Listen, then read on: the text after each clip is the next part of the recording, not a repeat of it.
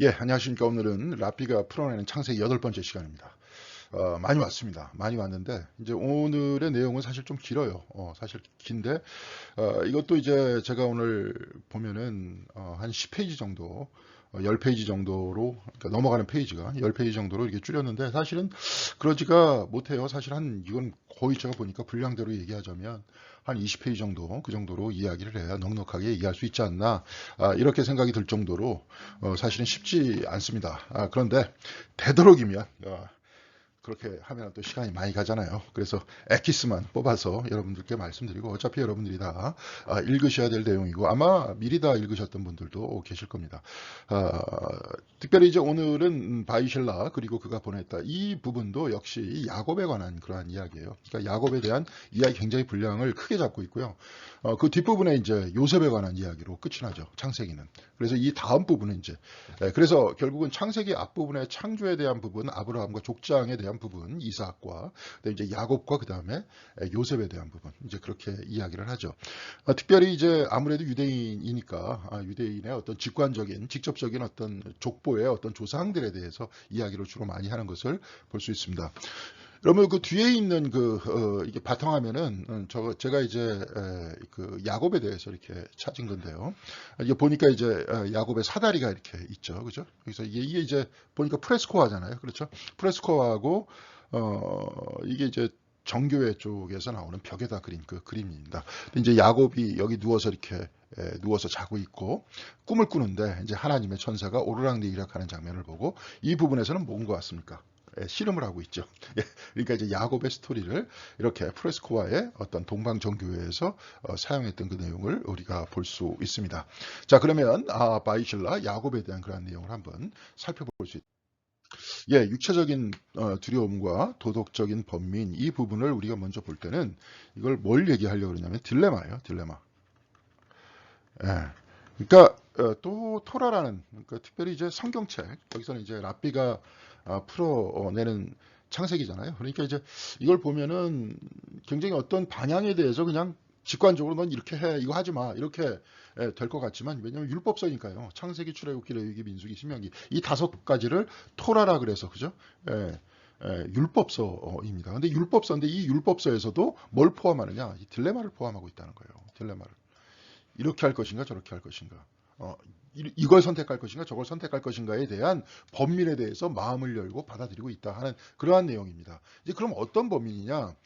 창세기 32장 7절에 야복강을 넘기 전에 야곱은 너무나도 두렵고 걱정이 되어서라는 어, 표현이 있습니다. 근데 우리는 보통 이제 이걸 읽을 때 두렵고 걱정됐다 그러면서 야 야곱이 지금 아주 뭐랄까요 궁지에 몰렸기 때문에 형을 이제 바로 만나야 되는데 가족들은 다 보내고 뭐 노예들 다 보내고 그렇죠 재산을 다 보냈는데 이제 자기 혼자 남았다 이거예요.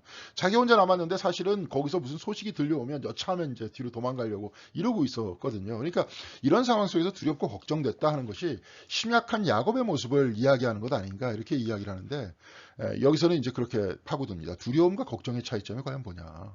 왜 성경책 안에서 두렵고 걱정되어서 이렇게 표현을 했을 것이냐?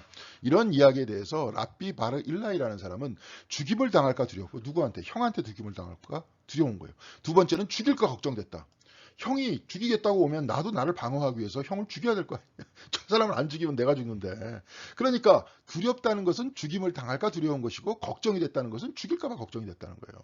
그래서 두려워하는 것은 육체적인 불안이고 걱정하는 것은 도덕적 불안이라는 거예요. 육체적 불안이란 내 생명을 뺏길까 봐 두려워하는 거고 그죠?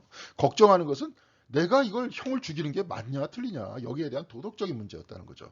근데 이제 이 부분에 대해서 라쉬를 주석했다고 나와요. 그러니까 좀 이 이야기를 좀 거기에 대해서 주석을 좀 해줬으면 좋겠는데 라쉬라는 사람은 샬롬 벤 하이츠의 약자래요. 그래서 성경과 탈무드를 주석했었던 프랑스의 중세 프랑스의 사람이었다는 거예요. 근데 이 라쉬라는 그 주석을 또 주석했던 그러니까 계속 이런 식으로 나가는 거예요. 보니까 제가 유대교에 대해서 잘 몰라서 그런데 언젠가는 좀 이런 책들을 강의하고 좀 얘기하기 위해서는 유대교를 좀 더 공부를 했으면 좋겠어요. 근데 제가 또 이제 뭐 최정하기가 존경은 넓게는 아는데 뭐 이제 여기에 대해서 전문적으로 보지는 않지 않습니까? 그래서 저도 솔직히 얘기해서 굉장히 재밌고 배우는 자세로 여기서 이렇게 여러분들한테 강의를 하고 있습니다. 근데 여기서도 보니까 이 사람들은 그냥 토라만 주석하고 주석을 우리가 읽으면서 끝나는 게 아니라 권위 있는 주석서들을 또다시 주석을 하면서 계속 토론거리를 넓혀가더라고요. 보니까 이게 이들의 방식인 것 같아요. 근데 라쉬라는 사람이 이제 성경과 탈무드를 주로 주석해요. 탈무드도 성경을 주석한 주석서거든요. 근데 이걸 또 주석했던 사람이에요. 유명한 사람인데 그걸 샵 베타이 마스라는 사람은 쫓는 자의 이런 이야기가 나와요. 쫓는 자의 팔다리를 불구로 만들어 쫓기는 자를 구할 수 있다. 그러니까 누굴 죽이려고 막 쫓아간다 이거. 네. 근데 그 사람을 죽이지는 않고 팔다리를 불구로 만들어서 저 무고한 사람을 어떻게 해요? 살리는 것은 괜찮다. 법적으로. 이게 다 법이니까요. 예, 그런데 구조자가 쫓기는 자를 죽인 경우 만약에 내가 옆에서 팔다리만 이렇게 망가뜨리는 것이 아니라 아예 죽여버리면 구조자는 그로 인해 사형에 처해질 수 있다라고 이야기를 했습니다. 이제 이런 부분이 있는 거예요. 그러니까 이 내 목숨을 내가 구하기 위해서 그러면요. 형이 나를 죽이려고 그런다. 내 목숨을 구하기 위해서 형의 팔다리를 불구로 만드는 것까지는 괜찮아. 근데 내가 만일 형을 죽였다. 그럼 나도 역시 마찬가지로 그만한 죄 안에 있게 되는 것이다. 이런 식으로 이야기를 하는 거죠. 창세기 15장 1절에 저기 롯이 붙들려 가죠. 붙들려 가지고 그 다음에 이제 거기 소돔과 고모라 왕 그쪽에 있는 다섯 왕과 힘을 합쳐갖고 아브라함이 롯을 구해오잖아요. 근데 딱 구해오는데 창세기 15장 1절에 보니까 아브라함아 두려워하지 말아라. 나는 너의 방패다라고 하나님께서 말씀을 하세요. 그러니까 이제 왜 갑작스럽게 뜬금없이 이렇게 얘기를 하느냐. 그럼 이런 경우라는 거죠. 아브라함이 전투에 참여하여 자신의 죄에 관해서 두려워할 때라는 거예요. 내가 혹시라도 내 몸의 정당방위를 위해서 이렇게 죽이는 경우가 아니라 내가 그렇죠? 그러니까 예를 들어서 롯을 잡아가요. 롯을 잡아가는 거죠. 그죠? 롯을 잡아가는 롯만 구해오면 되는데 그리고 롯을 잡으려는 사람의 팔다리만 불구로 만드는 것까지는 괜찮아. 근데 만약에 그 사람을 내가 죽였을 경우에 나는 어떻게 할까? 예. 예, 그리고 또 특별히 이제 거기에 대한 딜레마를 이야기합니다. 아브라함이 좀 색깔을 바꿀게요. 아브라함이 분에 차서 죽였을까? 죽인 이들 중에 하나님을 경외하는 사람이 혹시 있지 않을까? 예. 자기 자신이 이게 정당하게 팔다리만 절단내고 롯을 구해오면 되는데 아니면 내가 분명히 죽였는데 죽인 사람이 롯을 죽이려고 했고 나를 죽이려고 했기 때문에 나는 나를 방어해야 되기 때문에 죽일 수 있다. 그런데 그 사람 중에서 혹시 하나님을 경외하는 사람이 없었던가? 이렇게 걱정할 수 있었다는 거죠. 아브라함이. 예. 무슨 말씀인지 아시겠죠? 그러니까 이 사람들은 이렇게 주석 중심으로 사유를 하기 때문에 이렇게 얘기하면서 사실은 아브라함이 중요한 얘기가 아니에요. 그 과거에 지난 그냥 스토리는 이렇게 성경책 안에 지금 이렇게 찍혀서 나온 거 아니에요. 근데 오늘날 아브라함을 읽으면서 내 자신은 어떻게 결단을 내릴까? 내가 이런 상황에 있으면 나를 어떻게 해야 될 것인가? 이 얘기를 했다는 거예요. 예. 그래서 이에 관한 걱정이라면 야곱이 그것이 완전히 정당화되더라도 강제로 죽여야 할 가능성에 대한 걱정. 아까도 얘기했죠. 아브라함도 이렇게 걱정하는데 야곱도 똑같아요. 형이 나를 죽이러 오는데 내가 과연 내 육체를 보호하기 위해서 형을 죽여야 될 거냐. 그러니까 두렵고 걱정됐다는 거예요. 그래서 강제로 죽여야 할 수밖에 없는 또 걱정이 있는데 별로 위협하지도 않았는데 내가 또 죽이면 어떻게 하나. 뭐 이런 형태의 딜레마들이 지금 있게 된다는 거죠. 이 이야기를 성경책 안에서는 야곱은 너무나 두렵고 걱정되어서 이 두 가지를 얘기했다는 겁니다. 딜레마를 포함했다는 거죠. 성경책이. 예, 그런 얘기를 하고 있는 거예요. 도덕적 딜레마 혹은 상황윤리를 이건 얘기하는 거예요. 예, 상황윤리를 얘기하는 겁니다. 이제 이 디트리 보네퍼 목사에 대해서 이야기할 때 직접적으로 뭐 보네퍼 목사가 히틀러 암살단에 가담했다 그렇지는 않지만 보네퍼 목사가 본의 아니게 히틀러 저항을 하긴 했지만 그 가운데 히틀러를 암살했던 사람한테 거기서도 아마 여러분들 전기 영화를 봤을 겁니다. 축복 기도를 해주는 그런 장면이 나와요. 본인은 알아. 그리고 그 히틀러 암살을 계획했었던 그 단원 안에 보네퍼 목사의 명단이 들어있었기 때문에 나중에 죽죠. 잡혀서. 직접 본인이 암살하려고 하진 않았지만 어떻게 연루가 됐던 겁니다. 저항운동을 분명히 했던 거예요. 그렇지만 그러면 어떻게 저항운동을 할 수 있느냐? 한 사람이 히틀러를 암살하러 간다는데 어떻게 그 사람한테 축복 기도를 해줄 수 있느냐? 이렇게 나올 때 이제 상황윤리가 나오는 거죠. 그렇죠? 저 사람이 지금 무수하게 유대인들을 죽이고 있고 그렇죠. 전 세계를 지금 구렁텅이에 넣어놓고 있는데 저 사람 하나 제거하는 게 낫지 않느냐? 이런 형태의 상황윤리 안에서 고민할 수밖에 없었다는 거죠. 이것도 딜레마입니다. 그렇죠? 그냥 무조건 목사는 그러면은 저항하지도 않고 그냥 가만히 있어야 되느냐. 특별히 여기서도 이제 그런 얘기 많이 나오잖아요. 예. 사랑을 이야기할 때, 예. 사랑 vs 사랑과 정의를 얘기할 거냐, 아니면 사랑 and 그리고 정의를 얘기할 거냐. 사랑과 정의가 결합된 것을 뭐라 그랬습니까? 긍휼이라고 그랬잖아요. 그래서 성서에서 주로 말씀하는 거는 지금 사랑, 정의가 결합된 긍휼이라는 거 아니에요. 그러니까 무한대로 용서만 한다 막 이렇게 얘기할 때는 나중에 그 사랑 때문에 서로 싸우게 된다잖아요. 제가 이제 그 예수교회라고 있어요. 이용도 목사가 사실은 세운 교단도 아닙니다. 그러니까 이용도 목사가 나중에 이단으로 몰리죠. 1930년대 주류 교단에서 이단으로 몰리고 그러다가 이제 1990년대 중반쯤에 감리교에서 다시 복권이 돼서 이제 이용도 목사 이제 이야기를 하는데 하여튼 뭐 그때 복권될 때도 굉장히 웃겼다 그러더라고요. 되게 웃겼다고. 그러니까 정말 시정잡배도 아니고 막 하여튼 나름대로 그건 제가 여러분들한테 시간이 있으면 한번 말씀을 드리겠습니다. 근데 이와간에 그렇게 복권이 됐는데 그때 감신대에서 이용도 목사하고 같이 다녔던 삼이 형제라는 분이 있었어요. 그러니까 이용도 그다음에 이환신 그다음에 이호빈 이 세 사람이 둘 다 셋 다 이씨잖아요. 그러니까 굉장히 친했대 세 명이서 굉장히 친해가지고 삼이 형제라 그랬는데 이환신이라는 분은 감리교에서 감독까지 하시다가 이제 돌아가신 분이고 이호빈이라는 분은 또 감리교 목사님이셨다가 나중에 예수교단이 세워지고 이용도 목사님은 바로 돌아가세요. 이용도 목사님을 따라가던 사람들이 이제 예수교회를 세웠는데 돌아가시니까 이용도 목사님하고 가장 친했던 이호빈 목사한테 가서 좀 우리 교단 좀 어떻게 좀 해달라. 그래가지고 이제 그분이 그쪽으로 들어가서 나름대로 이렇게 쫙 했는데 아주 그냥 인품이 훌륭하신 분이에요. 이호빈 목사님도 설교도 잘하시고 인품도 훌륭하시고 겸손하시고. 그런데 거기까지. 사실 조직의 수장이 되기 위해서는 뭐가 있어야 되는 겁니까? 욕이 있어야 되는데 그냥 요것만 많은 사람이었어요. 요것만. 그러다 보니까 예수교단이 지금 이제 여러분 강남대학교라고 있을 겁니다. 이제 강남대학교의 전신인 중앙신학교라고 있었어요. 과거에. 거기가 이제 예수교단의 어떤 신학교였는데 지금 이제 강남대학교 그렇게 바뀌어가지고 이제 계속 거기서 목회자를 배출하는지 안 하는지 전 잘 모르겠습니다. 여하간에 거기에 이렇게 있는데 그 교단 자체가 이제 완전히 그 재산이 아마 제가 알기로도 예수교단 그 안에 있어서 이 재산들이 이렇게 많이 유출됐다 이렇게 이야기를 해요. 그런 분 때문에. 그러니까 술에 술 탄 듯 물에 물 탄 듯 이것도 오케이 저것도 오케이 이렇게 됐다는 겁니다.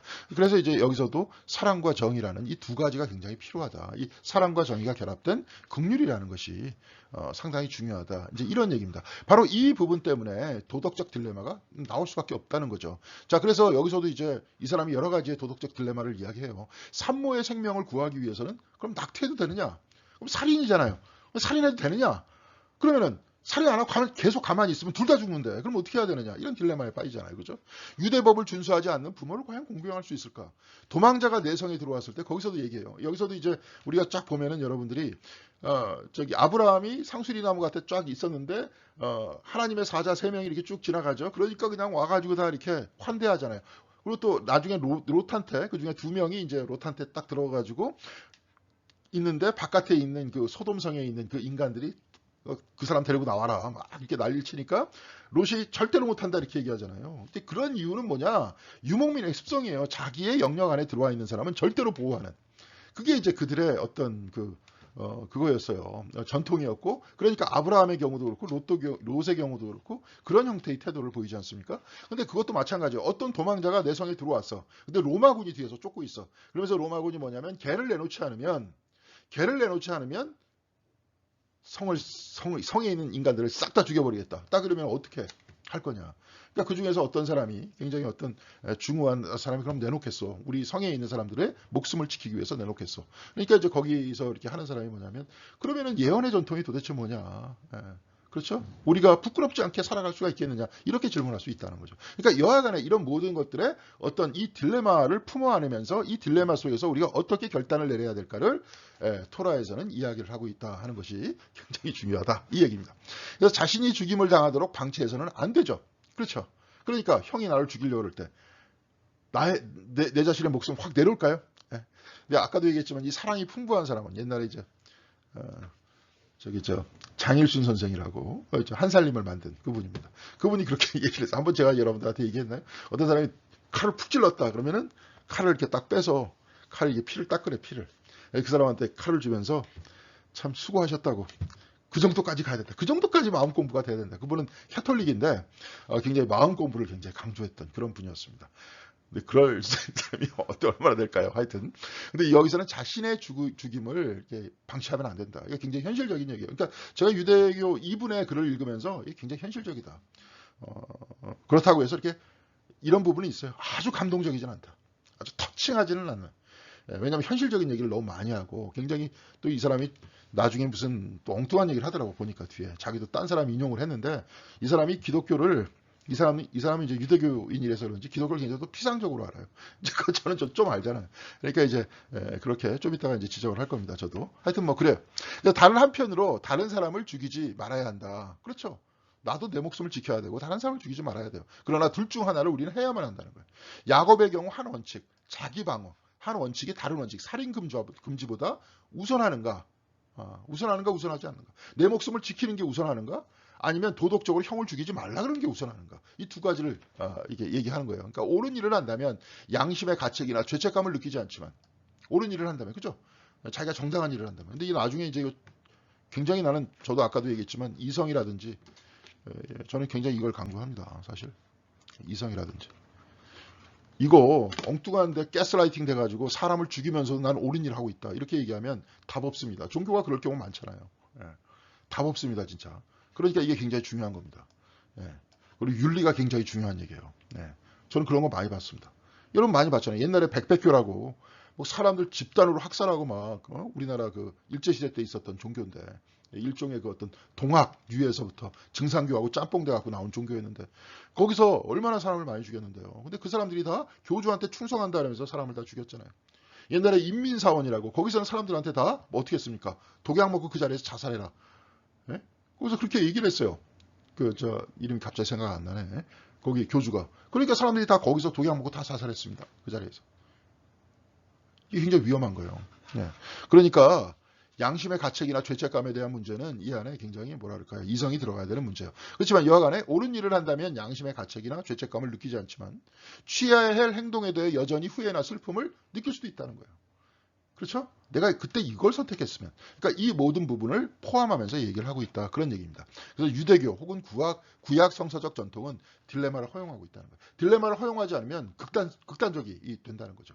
항상 딜레마에 대해서 가능성을 열어놓고 있다. 이 이야기를 하고 있는 겁니다. 그래서 야곱이 야복강 앞에서 그렇죠? 두려움과 걱정 이 두 가지를 얘기했던 것은 딜레마를 허용하고 있다는 것을 보여주기 위해서 그런 얘기를 한 것이다. 그런 얘기입니다. 자, 얼굴을 맞댄 씨름이에요. 이게 굉장히 중요한 게죠. 얼굴을 맞대했다 그러더라고요. 저도 이제 이걸 읽으면서 과거에도 그랬어요. 레비나스라는 사람이 이야기한 타자의 얼굴이라는 이야기를 많이 하거든요. 그러니까 이게 이 얼굴이라는 전통이 저는 그냥 철학적으로만 이해를 했었는데 얼굴이라는 전통이 결국은 성서 안에 있었던 전통적인 얘기였구나. 그렇죠? 여러분도 생각을 해보세요. 누구 얼굴은 금방 기억이 나는데 사람 이름은 칭해가지고 오래되면 기억 잘 안 나지 않습니까? 이름은 잊혀져요. 근데 얼굴은 기억이 나. 그리고 또 우리가 얼굴을 맞대서 보면 되게 불쌍한 사람의 얼굴을 보면 책임감이 느껴지잖아요. 마음속에. 특히 레비나스 같은 경우에 뭐예요? 살해당하는 사람의 얼굴을 보면 죽이지 말라. 나를 죽이지 말라. 살인하지 말라 하는 것을 타자의 얼굴을 보면서 우리가 알게 된다는 거 아니에요.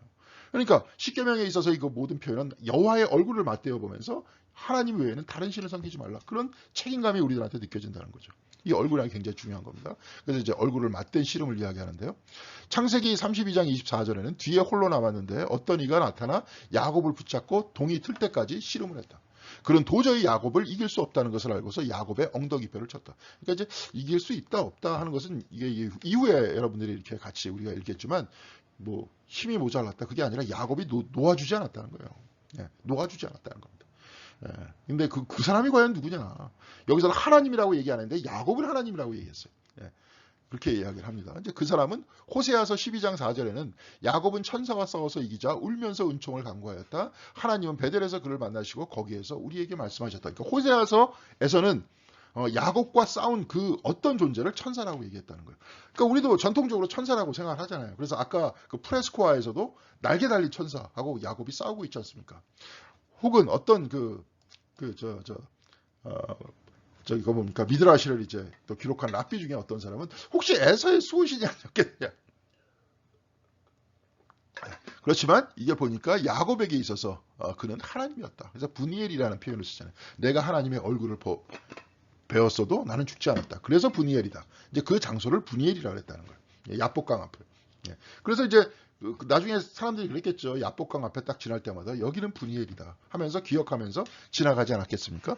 이제 이런 이야기를 했다는 거예요. 자, 이스라엘은 혹은 조나단 섹스의 정체성은 하나님과 사람과 더불어 싸워 살아남은 백성의 자기네들은 여태까지 맨날 싸워가지고 이렇게 살아왔다. 투쟁하면서 살아왔다는 거예요. 예. 그러니까 이제 이게 참 현실적이 될 수도 있겠지만, 물론 이제 이것이 어떤 정의의 실현이라고 이야기를 할 때는 굉장히 현실적일 수 있겠죠.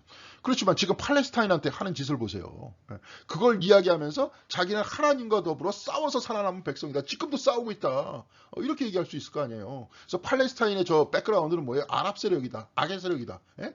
그렇죠. 그러니까 우리는 하나님을 등에 업고 정의를 실현해야 된다. 이런 식으로 선동할 수 있지 않습니까? 그러니까 이게 너무 이렇게 이야기하면 안 돼요. 그러니까 항상 이성적이 돼야 되고요. 이성이 있어야 되고, 이게 타자 뭐 하나님과 더불어 살아남은 백성이다 이러면서 자기만 이야기하는 게 아니라 이런 민족주의를 넘어서야 됩니다. 민족주의를 넘어서, 예, 이거 굉장히 중요한 얘기예요. 제가 뭐 이렇다고 해도 이 사람이 이런 단점들이 발견됐다 해서 이 사람 다 버립니까? 아니잖아요. 예, 굉장히 배워야 될 게 많잖아요. 예, 굉장히 제가 여러분한테도 이게 좀 어떤 신학적인 얘기가 될 수도 있겠는데, 이건 뭐 신학만이 아니고 모든 해석학에 대한 문제이기도 합니다. 이게 어떤 해석학이냐면 몇 번 얘기했지만 구원의 해석학, 구원의 해석학. 예, 해석. 예, 그래요. 과거 우리 전통 속에서, 우리 한국의 전통 속에서 특히 이제 유교적인 전통 안에서도 구원 해석하기 가능하잖아요. 거기서도 뭐 보니까 유교 전통 안에서도 뭐 이런 얘기가 있어요. 우리나라 안에서 무슨 뭐 암탉이 울면 뭐 집안이 망한다는 거 진짜 있더라고요. 보니까. 예. 그런 식의 막 이야기를 하면서 뭐 여성들은 어떻게 해야 된다. 남성들의 절대 통제를 받아야 된다. 이런 쓰잘데기 없는 이야기를 한 문서가 있는데 그럼 버려야죠. 과감히 버려야죠. 근데 그 예 중에서 예를 들어서 동양학자 이렇게 퇴계 이황 같은 사람이 마음 공부를 어떻게 할 것인가. 그 사람 같은 경우에 특별히 리를 중요시하겠는데 이치. 아유, 그 어디니까? 리를 중요시하겠어요? 아유, 이거 맞나? 리를 중요시하겠어요. 헷갈려. 자, 리를 중요시하겠어요? 그러니까 이게 도덕적으로 얘기하면 도죠. 방향성입니다. 이치입니다. 세상이 돌아가는 그 인이해집니다. 사랑이라든지 뭐 의로움이라든지 예라든지 그다음에 지혜라든지 이런 모든 이야기가 우리 자신을 움직이는 동력들이 돼야 된다 이렇게 생각했던 거 아니에요. 네. 그게 자연의 이치고 우주의 법칙이라는 거예요. 그것을 안고 살아갔다는 거예요. 철저하게 그 도에서 안 벗어나려고 했던 거죠. 사실 굉장히 보수적인 얘기인데 그 보수성이라는 것들이 그런 거 아닙니까? 원칙들을 지켜나가는 거잖아요. 그 원칙이라는 게 사회 원칙이라는 것보다도 도덕 원칙을 지키려고 했었던 거 아니에요. 근데 그 원칙에서부터 우리한테 가만히 보니까 지금 이런 원칙을 안 지키면서 오로지 뭐예요? 이 자기 사리 사욕만 채우려다 보니까 지구까지 망가지는 거 아닙니까? 그러니까 이런 것들이 필요하다. 끌어내야죠. 끌어내면서 기독교 안에서 어떻게 대화를 나눌까? 신학자들 같은 경우에. 그렇죠? 그래서 우리 안에 내재되어 있는 그러한 전통과 기독교가 어떻게 대화를 하면서 진짜 신앙 자체가 우리의 신앙이 될 것이냐, 우리의 고백이 될 것이냐 얘기해야 될 거 아닙니까? 마찬가지예요. 조나선 섹스도 이런 부분에 있어서는 이제 민족주의적인 부분 그리고 아까도 얘기했지만 해석의 왜곡이라는 부분도 분명히 있습니다. 그렇지만 필요한 것들은 우리가 받았으면 좋을 것 같아요. 자, 그래서 창세기 33장 10절에 보면 형님께서 저를 이렇게 너그럽게 맞아주시니 형님의 얼굴을 뵙는 것이 얼굴이요. 뵙는 것이 하나님의 얼굴을 뵙는 듯합니다. 하나님이 저에게 은혜를 베푸심으로 제가 가진 것도 이렇게 넉넉하게 되었습니다. 이게 나중에 이게 무슨 해석이냐. 그러니 제가 형님께 가져온 이 선물을 기꺼이 받아주시기 바랍니다. 이런 얘기를 해요. 그러니까 에서는 안 받겠다 그러니까 기꺼이 받으라고 이야기를 합니다. 그러니까 이 이야기는 뭐냐. 여기에 대해서 이제 설명을 하는 거죠. 파님이 뭐냐면 얼굴이란 뜻이에요. 형님의 얼굴을 뵙는 것이 하나님의 얼굴을 뵙는 듯합니다. 이게 이제 파님이란 뜻인데 내가 하나님의 얼굴을 직접 배웠고도 목숨이 이렇게 붙어 있구나. 여기도 얼굴이 나오는 거예요. 창세기 32장 20절 B 그 뒷부분에 자기가 미리 여러 가지 보낸 선물들이 형 에서의 분노를 서서히 풀어주고 마침내 서로 만날 때에는 형이 자기를 반가이 맞아주리라고 생각하였기 때문이다 라고 창세기 32장 20절 하반절에 이렇게 이야기를 합니다. 그런데 여기에 파님이라는 이야기가 들어간다는 거예요. 여기는 얼굴이라고 이렇게 안 나와 있잖아요. 자기가 미리 여러 차례 보낸 선물들이 그 형 에서의 분노를 서서히 풀어주고 마침내 서로 만날 때에는 형이 자기를 반가이 맞아주리라고 생각하였기 때문이다. 여기서는 얼굴이 하나도 안 들어가는데 히브리어 원문에는 파님이라는 말이 들어간다요. 이 말을 그대로 이제 번역하면 쓰면 내가 내 얼굴에 앞서가는 선물로 그 얼굴을 진노를 씻으리라. 후에 내가 그 얼굴을 볼 때 그가 혹시 내 얼굴을 들까. 여기서 얼굴이라는 말을 4번이나 사용했다는 거예요. 그럼 도대체 얼굴이라는 게 과연 뭐냐. 얼굴이라는 게 과연 뭐냐. 이런 얘기예요. 왜 얼굴을 자꾸 얘기할까? 제가 좀 아까 얘기했잖아요. 이름을 까먹어도 얼굴 안 까먹는다고. 예. 그래서 얼굴을 맞대어서 우리가 진정성을 통해서 보면 그 얼굴에 책임을 다한다. 특별히 이제 이런 유대적인 관점 안에서는 그래서 나와 I and thou라는 말이 있어요. 나와 그대. 아유, 쓰기 힘드네요. 예. 하나님과 나와의 관계는 나와 그대의 관계라는 거예요. 이 관계를 우리의 인간적인 관계까지도 펼쳐나가죠. 그래서 사람과 사람이 관계를 맺을 때는 인격적 관계라는 거예요. 나와 타자의 관계는. 저 사람 어떻게 돼도 뭐 하는 게 아니라 그 고통스러워하는 사람의 얼굴을 보면서 책임을 다해야 된다는 거예요. 그런 얘기. 그러니까 이제 얼굴에 대해서 이렇게 얘기를 하는데요. 창세기에서 이제 그 두 축복이에요. 이게 뭐냐면 야곱한테 준 이삭의 축복이 있어요. 근데 이 부분이 사실은 앞부분은 권력적 축복이고 뒤에 있는 축복은 자녀와 땅에 대한 축복이었대요. 아브라함에게 하나님께서 내려주신 축복을 그대로 이삭이 내려준 것이라. 우리가 창세기 27장 28절 에서 대신에 야곱한테 준 그 이야기가 굉장히 아름답기 때문에 뭐 설교 때도 막 인용하고 이거 복음성가에도 나와 있더라고요. 근데 이 사람 얘기는 뭐냐면 이게 굉장히 권력의 축복이다. 잘 봐요.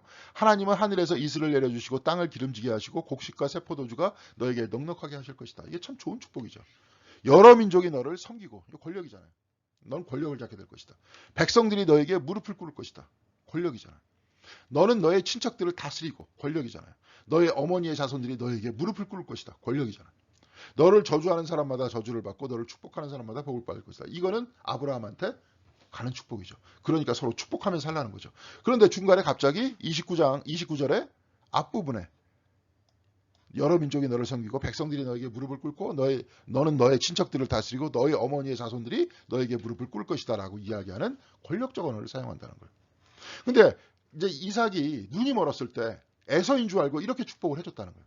그런데 야곱이 나중에 형 에서한테 이제 죽임을 당할 것 같아.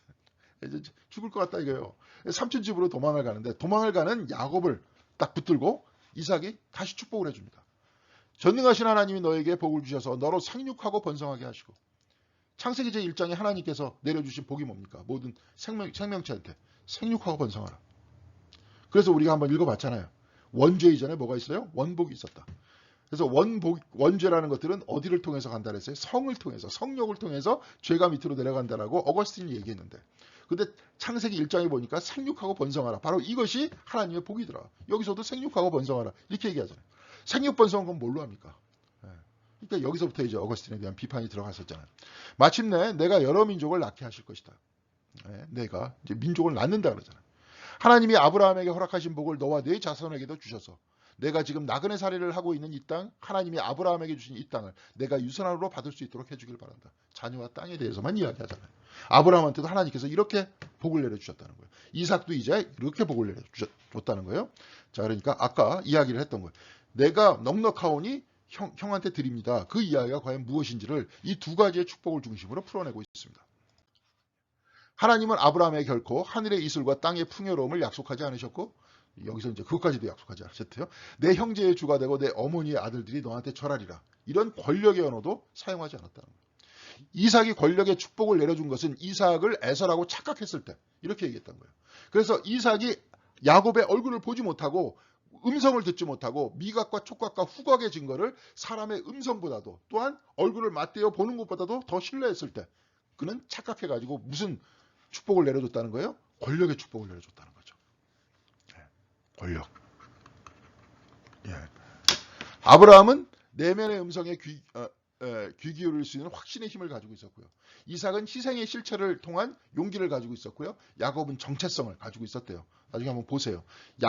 아브라함의 특징, 이게 조금씩 달라요. 매 과마다. 근데 아브라함의 특징은 내면에서 들려오는 소리죠. 하나님께서 저쪽으로 가라. 가잖아요. 이삭은 희생의 실체를 통해 자기가 희생당할 뻔하잖아요. 그렇지만 이 삶을 계속 거기서 벗어나지 않았지만 살아가려는 용기를 가지고 살아나갔던 사람이고 야곱은 정체성을 가지고 있었는데 그게 뭐예요? 얼굴과 얼굴을 맞대어 보고 이름이 바뀌죠. 이스라엘로 바뀌고 그 다음에 축복을 2번이나 받죠. 이삭한테. 근데 두 번째 축복이 진정한 축복을 받았다. 그래서 에서는 어떤 사람이냐? 자연과의 투쟁에서 살아남은 영웅의 모습이었다는 거예요. 에서는. 야곱이 받은 첫 번째 축복은 그가 아닌 혹은 그 얼굴이 아닌 자기 자신, 에서가 받아야 할 축복이었다는 거예요. 자연과의 투쟁 속에서 권력 투쟁을 하는 사람이었다는 거예요. 에서는. 그러나 두 번째 받은 축복은, 야곱이 받은 축복은 스스로 자기 자신이 되는 축복이에요.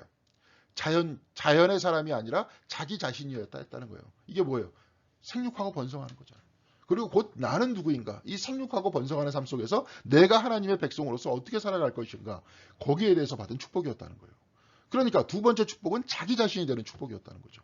첫 번째 축복은 뭐냐면 권력을 받는 축복이었다는 거예요. 자, 그래서 야곱이 에서를 만났을 때 그 이전에 받은 축복, 첫 번째를 돌려주었다는 거예요. 나는 이제 넉넉하니까 형이 가져가십시오. 나는 진짜 하늘에서 이렇게 그런 복을 받고 이게 많이 받았다. 근데 이거는 내 게 아니라 형 거다. 형 가져가세요. 그래서 7번 절하고 당신의 종이라고 그랬다는 거예요. 야곱은 더 이상의 것들이 필요하지 않았다. 나는 모든 것을 가지고 있다. 나는 나 자신으로 돌아가면 된다. 이렇게 얘기했다는 거예요. 그러니까 이 이야기를 듣다 보니까 마치 이 사람이 예수님께서 말씀하신 주기도문 안에서 우리를 가르치신 일용할 양식만 있으면 된다. 나는 나 자신이면 된다. 이렇게 얘기했던 사람이 야곱이었다는 거예요. 그 이스라엘 자손, 이게 아주 멋진 조상을 뒀죠, 그죠? 아니면 자기 조상이니까 이렇게 꽉 이렇게 멋지게 표현하고, 에서는 그냥 꽉 이렇게 또 표현했을지도 모르죠. 에서의 뒤꿈치를 잡듯 너는 그분을 놓아주지 않을 것. 여기서 이제 에서의 뒤꿈치를 잡듯 나중에 뭐예요? 씨름할 때 놓아주지 않았던 거예요. 그랬기 때문에 이길 수 없다라는 표현을 썼던 겁니다. 놓아주지 않았다는 건 뭐예요? 하나님 붙들고 산다는 거예요. 하나님 붙들고. 그 이야기를 거기서 해주고 있는 거예요. 그러니까 하나님을 붙들고 나 자신으로 돌아가면 나는 족하다. 그 외의 것은 다 형님 가지세요. 나는 이것으로 족합니다. 이렇게 살았던 사람이 야곱이었다. 그래서 그는 이스라엘이 됐다. 이스라엘의 뜻은 하나님과 싸워서 이겼다라고 성경 안에서 얘기를 하고 있지만 원래 폰나드라는 사람이 주석을 할 때 하나님의 통치라는 거예요. 이제 붙들었어. 붙으니까 하나님께서 나를 다스리라. 그런 깊이 있는 이야기들을 이 안에서 해주고 있다 하는 이야기입니다. 자, 위기에서 살아남기. 이 토라는 읽기만 하는 책이 아니라 살아낼 책이라는 거예요. 영성서적이라는 겁니다. 영성서적. 읽기만 하고 듣기만 하다가 오늘 뭐 기분 좋네. 오늘 뭐 나 위로해 주는 소리 들었으니까 이제 또 열심히 살아야지. 그런 책이 아니라는 거예요. 토라만 그런 게 아니라 기독교 영성이라고 얘기할 때 영성이라는 것들은 결국은 그렇게 살아가는 겁니다. 기독교인으로서 살아가는 겁니다. 그걸 위해서 이제 영성이다 그런다 이런 얘기예요. 근데 이제 여기서도 이제 위기의 시대, 아까 이제 야곱이 야복강 앞에서의 위기를 지금 계속 얘기하고 있는데요. 위기가 발생하면 우리가 그 위기를 모면할 방법이 없죠. 갑자기 그냥 위기는 발생하는 거 아니에요. 자동차 내가 타고 지나갔다는 옆에서 들이받는다. 들이받쳐야 되는 거 아니에요. 그 상황 속에 들어가 있으면. 그렇죠? 그것이 인간의 조건이며 우리는 그것을 피할 수가 없을 때가 있어요. 저도 이제 미국에 있을 때 몬트레이라고 샌프란시스코 바로 밑에 있는 그 아름다운 그 도시예요. 거기 수족관도 아주 전 세계적으로 유명한 수족관도 있고, 그래서 제가 이제 방학 동안에 열심히 일해가지고 돈을 벌어야 되니까 하고 그다음에 일주일 정도 쉬었다가 다시 개강을 하는데, 개강하기 전에 이제 일 다 열심히 잘했다. 그래서 제 집사람하고 같이 자동차 타고 거기 몬트레이 내려갔다가 올라오는데 고속도로에서 차가 거꾸로 저한테 들어오는 거죠. 발생하잖아요. 피할 수 없습니다. 그럼 그냥 당해야 되는 거죠. 그죠? 근데 이제 모세에게 주신 답변은, 하나님께서 이렇게 모세에게 뭐라고 얘기했냐면, 당신이 누구십니까? 이스라엘의 민족들에게 내가 가야 되는데 그 사람들이 누가 당신을 보냈느냐라고 얘기하면 난 뭐라고 대답해야 됩니까? 이럴 때는 I am who I am이라고 하나님 말씀하시죠. 나는 나다. 근데 동시에 I will be who I will be. 나는 내가 되는 것이 될 것이다. 나는 앞으로의 나다라는 표현을 쓰죠. 근데 왜냐하면 am이라는 동사하고 will be라는 동사는 같습니다. 미래하고 현재가 같은 동사로 사용이 돼요. 그러니까 나는 지금의 나이기도 하지만 너희들을 이끌어 나가는 미래의 존재다. 이런 표현들이죠. 근데 이조차도 이를 우리에게 말해주는 거예요. 우리를 이끌고 가도 그런 일이 발생한다는 거예요. 발생한다는 겁니다. 어쩔 수 없어요. 그래서 믿음은 확실성이 아니라 불확실성을 안고 살아가는 용기라는 거죠. 그래서 하나님을 붙들고 살아가는 용기입니다. 기독교인이면 다 잘 된다. 뭐 기도하면 다 들어주신다. 이제 그건 옛날 얘기고, 그러니까 과거에 우리들이 배웠던 신앙이고, 이제는 우리가 아니라는 것들을 우리 삶 속에서 다 알고 있잖아요. 그러니까 뭡니까? 불확실하더라도 하나님의 백성으로 말씀 따라 우리는 살겠습니다. 하나님 놓지 않고 살아가겠습니다. 야곱과 같이 그런 얘기죠. 그래서 야곱의 씨름은 일종의 내면의 씨름이었다는 거예요. 자기 자신과의 씨름이었다는 건데, 이 내면의 씨름을 이제 아까도 이렇게 아까 하나님을 놓지 않겠다 이 얘기가 될 수도 있겠지만 또 이렇게 해석한 거죠. 그러면서 여기서는 이 사람은 이제 지금 의미에 대해서 이야기를 하고 있어요. 의미. 제가 이제 내일 설교 준비할 때도 이제 부활의 의미 이렇게 이야기를 하면서 작업을 했거든요. 그러니까 여기서도 이제 빅터 프랑클에 대해서 잠깐 이야기를 할 겁니다. 근데 빅터 프랑클은 아우슈비츠에서 살고자 하는 의지로 충분하지 않음을 발견했다는 거예요. 밀트 리빙이잖아요. 어떤 살려고 하는 의지. 그게 이제 니체에 있어서의 철학의 중심인데 삶의 의미가 사람을 살게 했다는 거예요. 그러니까 의미를 찾으려고 하는 사람이 살아나더라. 아우슈비츠에서. 의미를 잃어버린 사람은 금방 초췌해지더라. 초췌해지면 아우슈비츠에서 어떻게 합니까? 가스실로 그냥 가가지고 죽여버리잖아요. 그렇지만 끊임없이 의미를 추구하는 사람은 얼굴빛도 다르고 그 사람은 굉장히 존엄성, 인간으로서의 존엄성도 지키려고 노력하면서 계속 수염 깎고 아주 깔끔하고 말끔하게 되는 모습 속에서 몸도 건강, 이게 어떤 미래에 대한 비관 속에서 건강을 잃어버리는 것이 아니라 어때? 건강한 모습 속에서 끊임없이 꿋꿋이 버텨나가더라. 그런 사람들이 살아나더라. 이게 이제 빅터 프랑클이 아우슈비츠에서 체험했던 얘기인데, 그래서 이제 저기 의미라는 것은 will to meaning이라는 것을 로고테라피라는 그런 그걸 쓰죠. 그 사람이 삶의 의미를 찾아서 특별히 이제 이분은 그런 이야기를 많이 쓰는 겁니다. 그러니까 인간이라는 존재는 의미를 찾는 존재다. 그런 얘기. 자, 근데 어떤 의미냐? 사실은 그분은 우리를 사랑하시고 이해해 주시고 우리가 실수할 때 우리가 실수를 인정할 때 용서해 주시고 우리가 우리 자신을 믿는 것보다 더 많이 믿어 주신다는 그런 믿음과 의미를 가지고 그 인생의 의미를 가지고 그 믿음을 가지고 살아나가는 사람. 바로 이것이 사람을 살아나갈 수 있도록 해주는 거예요. 야곱의 쓰림이라는 건 뭐예요? 의미를 발견하기 위한 쓰림이었다는 거죠. 그런 얘기예요. 아까 얘기했던 라시라는 사람이 있었죠. 그렇죠. 프랑스의 그 주석가 라시의 손자 라시밤이라는 사람은 하나님은 천사를 보내어 야곱에게 두려움과 씨름하고 그것을 물리치는 방법을 가르치셨다. 굉장히 현실적이죠. 유대교는. 구원해 주셨다 해가지고 그 다음에 그 다음에 어떻게 하는 것이 아니라 삶을 살아갈 수 있는 방법을 가르쳐 주는 거 아니에요. 훈련시키신다는 거예요. 그래서 벤조만은 적을 물리치는 사람이 아닌 자기 충동을 다스린 사람이 더 강하다. 아까 야곱의 씨름은 내면의 씨름이라니. 천사를 보내서 내면을 강화시키셨다. 그래서 불굴의 의지를 갖게 만드셨다. 그 의지는 뭐예요? 그냥 삶의 의지가 아니라 뭐예요? 의미를 찾기 위한 의지예요. 끊임없이 하나님을 찾고 하나님과 더불어 사는 그 의지의 사람을 만들려고 했다. 그 얘기입니다. 그래서 삶은 대부분 부족한 물건을 놓고 벌이는 제로섬 경쟁이에요. 그러나 정신적인 재화, 곧 사랑, 신뢰, 우정, 지식 추구는 제로섬 게임이 아니에요. 더 많이 나눌수록 더 많이 갖게 된다는 거죠. 사랑을 여러분들이 나눠보세요. 그러면 사랑으로 돌아오죠. 더 많이 갖게 되는 거죠. 서로 줘야, 내가 줘야 받을 수 있다 하는 얘기입니다. 자, 그래서 창세기 32장 31절에 그가 분이엘을 지날 때, 분이엘이 이제 아까 약복강가 앞에서 천사와 싸웠던 그 이야기잖아요. 해가 솟아올라서 그를 비추었다. 그는 엉덩이 뼈가 어긋났으므로 쩔뚝거리면서 걸었다. 위기는 실제다. 그것이 초래하는 고통이 깊은 상처를 준다는 거예요. 옆에 이제 불구가 됐으니까. 그래서 그 일평생 가지고 가야 될 그 상처라는 거예요. 그러나 그것은 명예로운 흉터다. 명예로운 흉터들이다. 당신이 나를 축복할 때까지 나는 당신을 보내지 않을 것입니다라고 굳건히 붙들었었던 그 훈장이었죠. 그래서 축복을 받아내죠. 그러면서 이스라엘이라는 이름을 얻습니다. 더 이상 야곱이 아니라 이스라엘이다. 이런 이야기를 얻죠. 자, 그래서 야곱의 운명, 이스라엘의 이름 한번 살펴볼 수 있도록 하겠습니다. 여기서 이제 니콜라이 베르자예프라는 그 러시아의 철학자가 있어요. 정교의 철학자인데 이 사람이 이제 정교에 대한 비판도 하고 이 사람이 이제 모스크바 공산대학교 교수였는데 또 마르크시즘에 대한 이제 비판 때문에 나중에 망명을 하죠. 그래서 루마니아로 처음에 망명했다가 그다음에 이제 프랑스로 망명을 해서 소르보느 대학, 지금은 뭐 파리 몇 대학인지 모르겠는데 그쪽 대학 철학과 교수였다가 이제 세상을 뜨신 분인데 특별히 이제 실존주의 철학자입니다. 그러니까 사실은 어떤 마르크시즘하고 잘 맞지를 않죠.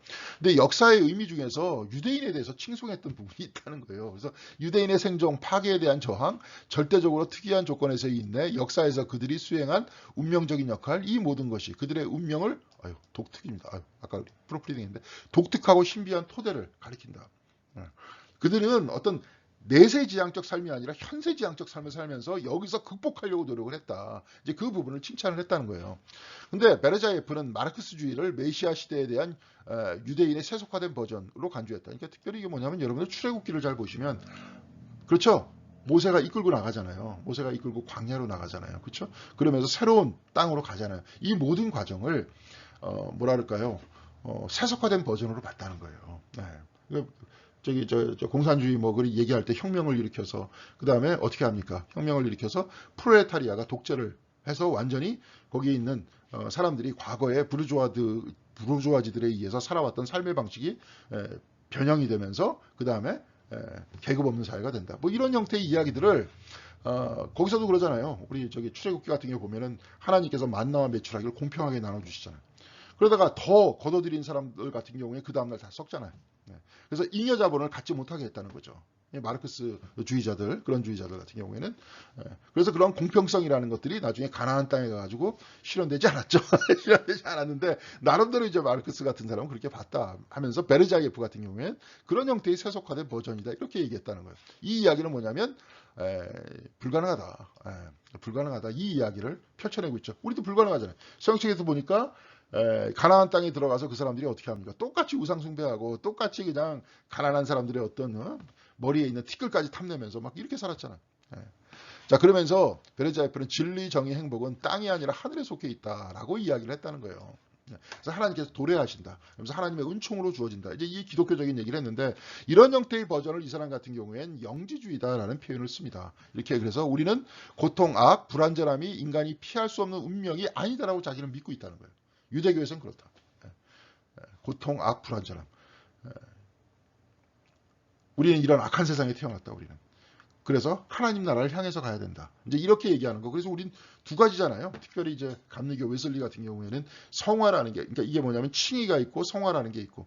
그래서 우리가 하나님께서 나를 구원해 주시고 내 자신의 생명의 주체는 하나님이시라는 걸 우리가 받아들인다면, 그 다음에 바로 이것을 받아들이는 사람답게 살아나가는 모습. 이거 이제 성화의 모습이고 이 모습인데, 근데 여기서는 이제 유대교 같은 경우에 실천적인 모습들을 굉장히 강조를 하죠. 그렇죠. 불완전함이 인간이 피할 수 없는 운명이 아니다라고 자기네들은 믿는다는 거예요. 하나님이 창조하시고 좋다라고 7번이나 선언하신 우주, 이 우주는 그렇게 좋은 우주라는 거예요. 그래서 우리는 좋은 우주를 만들어야 된다는 거예요. 실천 속에서. 자, 우리가 쭉 보면은 알 수 있습니다. 기독교인들이 여태까지 만약에 가만히 앉아가지고 하나님께서 끊임없이, 여기가 여러분들의 모습이라면 이쪽이 여태까지 기독교에 있어서의 수동적인 모습입니다. 가만히 앉아갖고 다 해주는 걸 기대하는 거예요. 이쪽의 모습은 어떤 모습이에요? 유대교적인 모습이에요. 이건 어떤 거예요? 내가 실천해야 된다. 그 땅을 이루어야 된다, 내가. 그런 모습이에요. 그러니까 이 두 가지를 어떻게 결합시킬 수 있을까? 우리 신학적 전통 안에서도 역시 마찬가지잖아요. 우리들 같은 사람들, 또 그런 사람들은, 저 같은 사람은 또 그걸 고민하면서 여러분들한테 전해야 되는 것이고, 여러분들도 같이 또 고민하면서 책 읽기를 하는 분들은 같이 가야 되는 거죠. 그렇죠? 근데 여기서도 분명히 성경책에서는 좋다라고 얘기하지 않았느냐. 우리도 이 좋음을 회복시켜야 될 거 아니냐. 우리 창조 형성에서도, 그죠? 원죄 이전에 원복이 있지 않느냐. 이제 그런 얘기예요. 정의, 자유, 인간의 존엄성, 성실, 연민은 천국이 아니라 여기서 쟁취해야 된다는 거예요. 저 위에서 오는 게 아니라 여기서 우리가 쟁취해야 된다는 표현을 쓰나요? 쟁취. 그렇죠? 근데 이게 참 멋있는 말이고 좋을 수도 있겠지만, 아까도 얘기했습니다. 이게 생각들이 잘못될 경우에, 특히 지금 다 있습니다. 유대교 안에도 있어요. 그쪽 안에서도 진짜 그 어떤 근본주의적 유대교는 계속 다른 국가를 막 침범하고 아랍 국가를 막 몰살하고 이런 것을 굉장히 다 합리화합니다. 당연하다고 얘기를 해요. 유대교도 하나만 있는 게 아니죠. 이 사람도 지금 영국에서 활동하던 사람이었잖아요. 그렇죠? 그러니까 정의는 종교에서 싸움이 한번 붙으면은 죽을 때까지 간다잖아요. 믿습니다 하면서 끝까지 가잖아요. 그렇죠? 그런 얘기죠. 그래서 모세가 천사들에게 말하되 너희 중에 살인자가 있느냐? 그래서 살인하지 말라는 계명이 필요한 거예요. 천사들이 무슨 살인을 합니까? 그러면 살인하지 말라는 토라는 누구한테 주어졌느냐? 우리한테 주어졌다. 간음하지 말라. 천사들한테 가서 이 중에서 간음한 자가 있느냐? 없다. 그러면 이 토라가 누구를 위해서 있느냐? 우리를 위해서 있는 거다. 토라는 수종하는 천사들에게 주신 것이 아니라 그것을 필요로 하는 인간에게 주신 것이다. 그래서 우리가 그것을 이루어야 된다. 그 얘기입니다. 그래서 베르자예프는 영지주의자로 알려진 영속하는 유혹을 나타낸다. 이게 뭐냐면 영지주의적인 색깔이 좀 들어간 거 아니냐. 그러니까 인간의 노력이 아니라 저쪽에서 오는 거.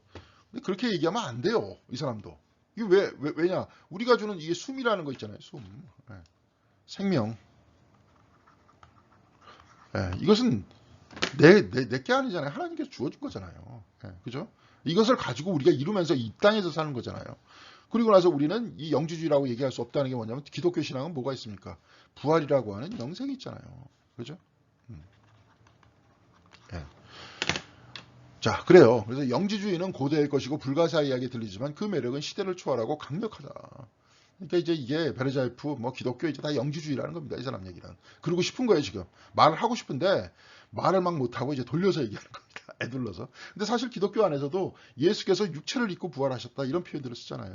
이 모든 이야기도 사실은 영지주의에 대해서 비판하기 위해서 그런 겁니다. 저도 이제 저기 설교 준비를 하다가 부활의 의미 이 설교 준비를 하다가 마찬가지. 왜 구태여 자꾸 육체 부활을 하셨다고 말씀을 하셔서 해석을 어렵게 만드느냐. 예? 예를 들어서 김영옥 같은 사람은 이런 얘기를 합니다. 저기 저 불교에서는 쉽게 얘기해서 붓다의 영혼이라고 얘기할 수 있을 거예요. 그럼 법신과 색신을 두 가지를 나누어 본다. 네. 법신을 가진 붓다는 죽었다. 죽었다 그래도 그 어떤 붓다 마인드라는 표현을 쓰죠. 그 영혼은 영원하기 때문에 그렇죠. 거기에 대해서 종교가 유지되는 것에 대해서는 전혀 문제가 없다. 기독교도 그렇게 하면 될 거 아니냐. 근데 왜 구태의 육체불화를 얘기해서 사람들 못 믿겠다 그러고 믿기 힘들다고 자꾸 이렇게 얘기하게 만드느냐. 그 이야기는 뭡니까? 육체를 지닌 우리와 지금 함께하고 있다는 뜻 아니에요. 그것도 마찬가지예요. 이 땅 위에 있어서의 하나님의 은총을 얘기하려고 이렇게 얘기했던 겁니다. 자, 그래요. 여하튼 영지주의는 고대의 것이고 불가사에 들리지만 그 매력은 시대를 초월하고 강력하다.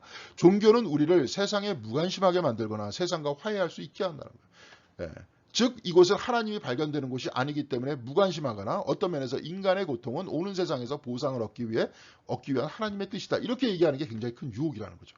예. 그렇죠. 그러니까 지금은 아니고 앞으로 온다는 거예요. 죽은 다음에 우리가 천국 간다는 거예요. 이제 이런 식으로 이야기하면서 현실 자체를 부정하게 만들 수 있지 않느냐. 그게 영지주의적이다. 이런 얘기입니다. 그러면서 17세기 기독교가 유대교를 읽게 되면서 유대교에서 가장 가까운 칼빈주의를 나왔대요. 이런 것들이 다 웃기는 얘기라는 거죠. 칼빈주의가 오히려 영지주의 색채가 더 강합니다. 왜냐? 하나님의 절대 주권에 의해서 인간이 선택됐고 내가 선택받았는지 안 받았는지도 모르고 하나님께서 천지를 창조하기 전에 이중적으로 천국과 지옥을 다 만들어놨다라고 얘기한 게 여기 교리인데 이 사람은 지금 얘기하고 싶은 게 이런 거예요. 칼빈이즘의 현실주의. 어떤 면에 있어서는 뭐예요? 돈을 많이 번 사람이 하나님께서 구원하셨다는 구원적 증거다. 이 이야기를 지금 받아들이면서 나중에 청교도 뭐 신앙들을 나왔다. 청교도 신앙이 꼭 좋았습니까? 영국에서? 예? 크로멜이 좋은 정치를 했어요? 지금 그 캐톨릭을 아주 그냥 쥐잡듯이 저기 죽여가지고 지금도 크로멜 때문에 아일랜드하고 영국이 사이가 안 좋은데 그죠? 이런 부분들은 좀 문제가 있다는 겁니다. 그리고 기독교를 이런 식으로 베르자이에프도 마찬가지고 이런 식으로 매도하는 거예요. 매도하고. 그리고 이게 사실은 우주적 상상력이라든지 이 안에서 하나님의 어떤 주권이라든지 이 우주적인 우주적 존재, 특별히 베르자이프 같은 경우에 인격주의라는 건데 뭐 우리식으로 얘기하면은 아까 뭐 이태계가 얘기했던 이니에지 비슷하게 이 우주라는 것도 나름대로 뭐 인격적 법칙에 의해서 다 움직여진다. 그렇죠? 그러면서 이 우주의 인격성이라는 것들이 우리가 받아가지고 우리 역시 마찬가지로 그렇게 움직여야 된다라고 얘기하는 이 그랜드한 형태의 이야기들을 받기 힘들죠. 이런 바로 눈앞에 있는 현실주의만 자꾸 얘기하다 보니까 뭐 그런 형태의 문제가 있습니다. 그리고 자꾸 이런 식으로 베르자예프, 뭐 기독교 이렇게 영지주의 이렇게 얘기하면서 이게 우리식으로 얘기하면 돌려서 욕하고 있는 건데 물론 이제 뭐 학문은 자유니까. 근데 여기에 대해서도 나중에 이제 좀 시간이 좀 있으면 지금 시간이 많이 갔기 때문에 얘기를 못하지만 이야기할 수 있는 이야기가 있습니다. 그래서 기독교나 이슬람교가 아닌 다른 종교 문헌에서 인간이 신과 논쟁하지 않는다. 이건 뭐냐면 이것도 돌려서 얘기하더라고요. 기독교, 이슬람교 너희들 신과 논쟁하지 않잖냐. 근데 유대교에서 이렇게 하는 것은 이단자가 아니고 믿음의 본보기 역할이고 우리는 이런 식으로 믿음을 가지면서 유지하면서 간다. 그러니까 토론이 굉장히 중요하다는 건 사실입니다. 저도 여러분들한테 뭐 질문이 있느냐 토론합시다 이렇게 얘기하면 안 하잖아요. 그냥 순종 아멘하는 것에 익숙해 있잖아요. 그렇지만 자기네들은 토론한다 이거죠. 그런 얘기입니다. 그래서 정의가 하늘만이 아니라 땅에 속해 있다면 우리는 불의처럼 보이는 것을 용납하지 않아야 하며 이에 항의해야 된다. 자기는 그러고 있다는 거예요. 유대교는 장밋빛 렌즈를 통해 세상을 보는 환상으로서의 믿음이 아니다. 그것은 끈질긴 정직으로서의 믿음, 악을 악으로 여기고 생명과 선과 하나님의 이름으로 싸우는 것이다. 그것이 우리의 소명이다. 이런 얘기입니다. 그러니까 이게 사실은 여태까지 기독교가 굉장히 지배자의 종교였었기도 하고 제국의 종교였기 때문에 사람들한테 순종만을 강조했던 부분이 있습니다. 그렇죠. 그러니까 이 유대교 안에 있어서요. 사실 기독교도 마찬가지죠. 예수님도 그걸 실천하다 가셨잖아요. 그럼 우리가 이 이야기를 듣고 우리가 우리의 실천력을 어떻게 끌어들일 것이냐. 그렇죠? 우리도 교회에 앉아서 그냥 헌금만 하고 복만 받는다. 이런 식의 얘기가 아니라 우리도 이 삶 속에서 진정으로 하나님 나라가 이 땅 위에 세워진다는 그 정의의 나라라는 거, 사랑의 나라라는 게 과연 어떤 거냐. 우리가 얘기해야 되는 거죠. 그렇죠? 그것도 충분히 합리적으로 토론하면서 얘기해야 되는 거예요. 잘못하다 보면 여기서 선동이 되다 보면 이 이야기는 안 하느니만 못하는 겁니다. 그렇죠. 악하게 사람을 죽이니까. 히틀러도 일종의 선동이었잖아요. 그렇죠? 그것을 신학적으로 꿰맞춰가지고. 그죠? 하나님은 아리아인들만 사랑하신다. 이거 거꾸로 뒤집어 보면 유대인의 선택받은 민족, 이거 잘못하다 보면 이렇게 될 수 있다는 거예요. 그러니까 충분히 우리가 합리적으로 토론을 거쳐야 될 그런 문제들이고, 이런 토론의 문제는 이제 특별히 윤리라든지 조직신학, 요즘엔 구성신학이라고 얘기하는데, 이 부분 안에서 신학자들이 많이 논의를 합니다. 특별히 교회 안으로 끌고 들어왔었을 때는 여기서 복잡하게 얘기는 안 하지만 단편적으로 얘기를 할 수는 있어요. 지금도 뭐 교회에서 선동하는 교회가 한두 개입니까? 그러니까 극우적 선동을 막 그냥 교회 안에서 설교하면서 막 목사가 그러면서 아예 그냥 누구를 찍어라까지 막 그렇게 얘기하는 사람이 있잖아요. 이제 그러면 좀 문제가 있지 않나 그렇게 생각을 합니다. 자, 오늘 굉장히 좀 길게 했습니다. 왜냐하면 내용이 이거보다 사실은 더 길어요. 더 길은데 오늘 에센스만 뽑아가지고 야곱에 대해서 여태까지 쭉 이야기를 했습니다. 그래서 야곱이 어떻게 어떤 도덕적 딜레마 안에서도 있었던 얘기를 끌어들였느냐, 하나님을 놓지 않았느냐, 그리고 굉장히 현세적인 자기네들이 신앙을 가지고 있다 하면서 야곱을 통해서 본인들의 신앙의 측면들을 보여주고 있습니다. 우리도 이런 지평을 통해서 분명히 다 동의하지 않지만 이 중에서 특별히 우리가 보지 못했었던 부분, 야곱의 말 속에서, 언어 속에서 우리가 찾지 못했었던 이야기, 그것 또한 사랑의 얘기, 신뢰의 얘기, 정의의 이야기를 또한 이 안에서 찾을 수 있었습니다. 자, 다음 주부터는 또 요셉의 이야기를 통해서 쭉 이야기를 나누다가 아마 이제 곧 끝이 날 것 같습니다. 여러분 수고했습니다. 다음 주에 뵙겠습니다.